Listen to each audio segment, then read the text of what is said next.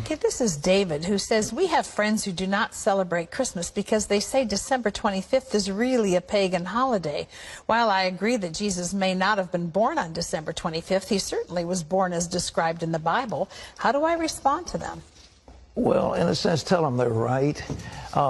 You see, the winter solstice a couple of days later was the shortest day of the year, and the pagans had something called Saturnalia. And it was a time of lawlessness because all the laws were suspended. And people, a bunch of singers actually wandered the streets naked singing. And then they had orgies, sexual orgies. It was a mass thing. Well, when the Catholic Church came along in Italy, the Romans and others didn't want to give up their holidays. So they said, okay, we'll Christianize it. And so they said, okay, we'll say the birth of Jesus was the 25th of December. And then there was a monk who began to add it up. You see, if you read in Luke, it says there's a census taken when Quirinius was governor and so forth and so on. And they could take those leaders and figure the exact time dating from the foundation of Rome. And that's when the dates were established. And so they get pretty close to the date. But to say it's the 25th, shepherds were out abiding in the field. It gets a little cold at night. I mean, were they out there in the middle of winter? You know, I don't know. I've been out there on the shepherd's field on Christmas Eve. It's very nice. But it's cold. And nevertheless, I mean, what was going on? So all this business about mistletoe, pagan.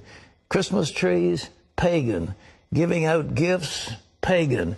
Every bit of it is pagan. Every single bit of it is pagan. We've Christianized it all.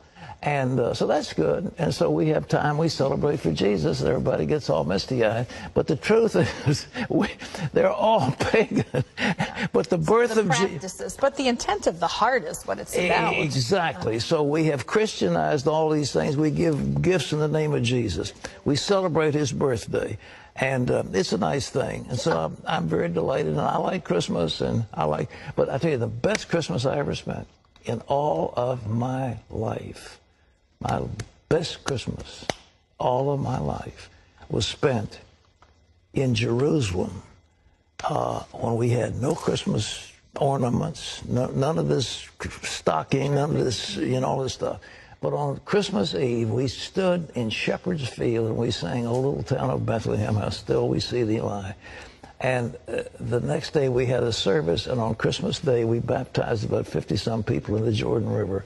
That was a wonderful Christmas. Amen. All right. Okay, thanks for those questions. I hope I didn't shock you. I'm not being irreverent, but it's the way it is. So when you putting your tree up? Huh?